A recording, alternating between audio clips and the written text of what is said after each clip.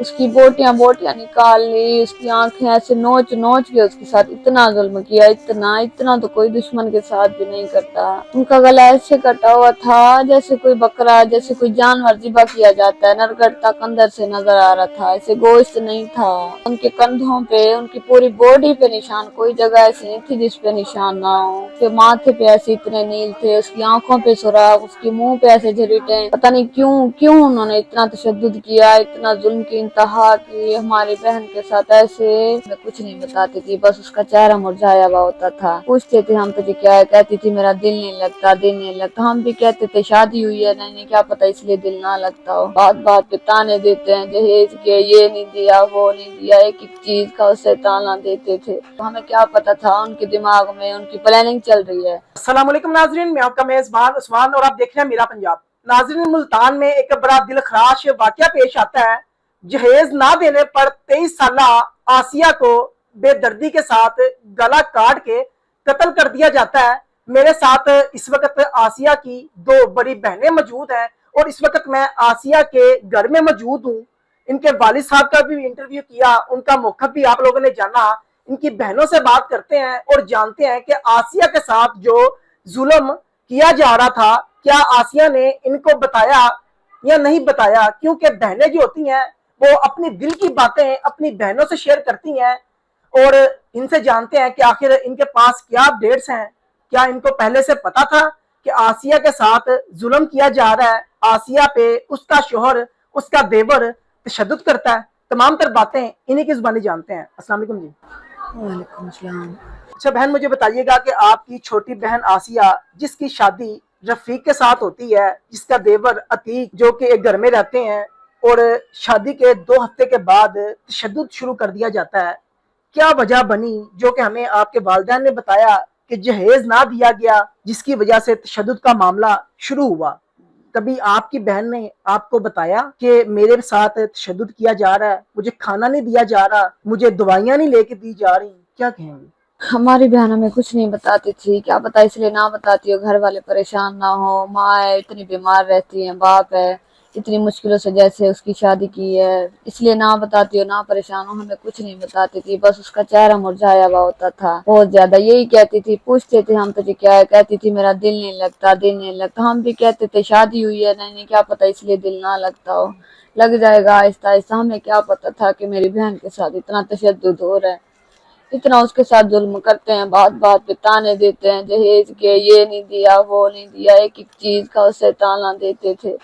हमारी बहन कैसे बर्दाश्त करती थी कैसे नहीं, हमें कुछ नहीं बताती थी, हमें बिल्कुल नहीं बताती थी। हमें पता होता तो हम भेजते ही क्यों उसे, हमें क्या पड़ी थी। अच्छा, जब आखिरी दफा अतीक जो है और रफीक जो है, उनकी जानिब से कोशिश की गई कि आसिया को अपने घर ले जाया जाए, तो तब किसने कहा आपकी फैमिली में रजामंदी के साथ उसको भेजा गया? वो खुद ही इतना फोर्स कर रहे थे कि शादी है, हमारी तरफ शादी है, जाना है। पूछते हैं खानदान वाले तुम्हारी बहू कहाँ है, बहू कहाँ है, हमने लाजमी लेके जाना है उसे। इसलिए जाहिर है बाप क्या कहते हैं, यही कहते हैं ना कि हमारी औलाद घर बसाए खुश रहे, इतने दिन यहाँ रह गई है, चलो वहां चली जाए फिर आ जाएगी। अबू ने भी यही कहा है, जैसे आएगी फिर कॉल करेगी मुझे, फिर मैं ले आऊंगा अपनी बेटी को। हमें क्या पता था उनके दिमाग में उनकी प्लानिंग चल रही है। अच्छा, शादी पे ले जाया गया उसको साथ? फिर नहीं ले जाया गया, अगर लेके गए थे शादी के लिए फिर ले जाते। उनके दिमाग में कुछ और चल रहा था ना, उनके दिमाग में यही उनकी प्लानिंग थी। पता नहीं उन्होंने हमारी बहन के साथ ऐसा क्यों किया, क्यों। हमारी फूल जैसी बच्ची थी, उसने इतनी हंसमुख, इतनी खिलहस, इतना सब कुछ, हमारे खानदान की रौनक, हमारी रौनक थी। पता नहीं क्यों क्यों उन्होंने इतना तशद्दुद किया, इतना जुल्म की इंतहा की हमारी बहन के साथ। ऐसे उसकी बोटियां बोटियां निकाल ली, उसकी आंखें ऐसे नोच नोच के उसके साथ इतना जुल्म किया, इतना इतना तो कोई दुश्मन के साथ भी नहीं करता इतना उन्होंने किया है। जब आपने अपनी बहन को देखा तो उनका गला किस तरह से कटा हुआ था?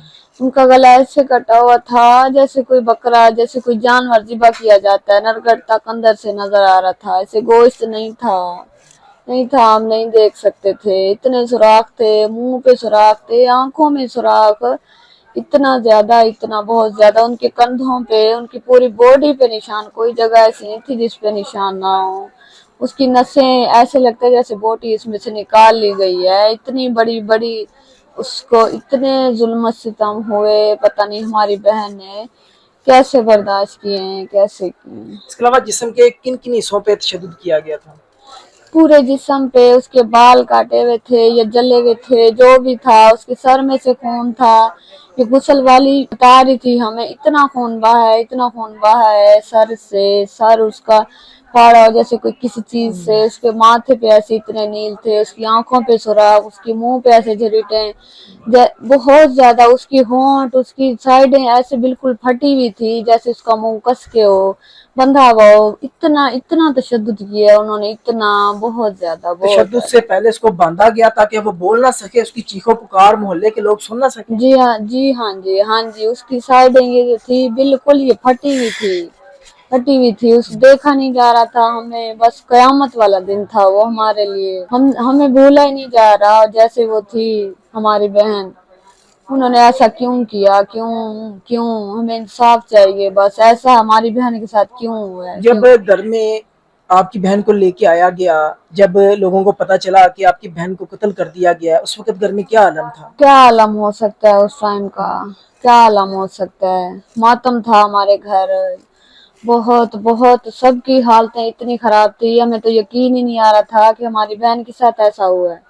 اتنے ہم ایک ایک انسان، ایک ایک بندہ، سب لوگ ہم تڑپتے رہے ہیں۔ اچھا مجھے بتائیں کہ آخر میں مریم بی بی وزیر اعلیٰ پنجاب ہیں، ایک خاتون ہیں، خواتین کے لیے بڑی آواز اٹھاتی ہیں، اور خواتین کے حقوق جو ہیں ان کا بھی تحفظ کرنے کے لیے انہوں نے پہرا دیا ہوا ہے۔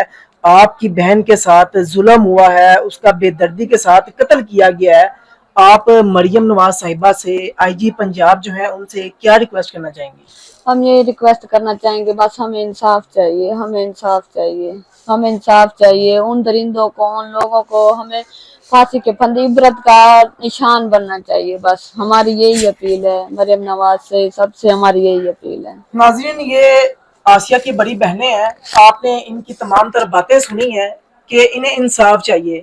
یہ بہنیں صرف اس لیے کیمرے کے سامنے آئی ہیں تاکہ ان کی بہن کو انصاف مل سکے، اور ان کی بہنوں کو انصاف آپ لوگوں نے دلانا ہے، اس ویڈیو کو شیئر کرنا ہے تاکہ آسیہ کو انصاف ملے۔ آسیہ نے اپنی عزت پہ سمجھوتا نہیں کیا، موت کو گلے لگایا، اور آج وہ منو مٹی کے نیچے دفن ہے، اور ان کے جو ورثہ ہیں وہ یہاں پہ بیٹھے ہیں تاکہ اس کو انصاف ملے، کیونکہ آسیہ پاک دامن تھی، اور پاک دامن ہی اس دنیا فانی سے گئی ہے۔